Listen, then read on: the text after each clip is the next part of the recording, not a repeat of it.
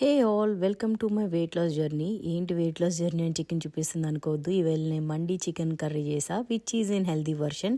చికెన్ని రెగ్యులర్గా కాకుండా గ్రిల్ చేశాను.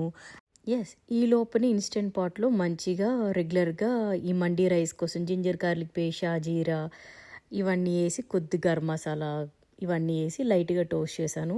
అండ్ మంచిగా వేగిన తర్వాత సోక్ చేసుకున్న రైస్ యాస్టీస్గా యాడ్ చేసి మంచిగా ఒక ఫ్లేవర్డ్ రైస్ కోసం మన గరం మసాలా పౌడర్ టచ్ చేసి రెగ్యులర్గా ఇన్స్టెంట్ పాట్లో రైస్ కుక్ చేసేసుకోండి.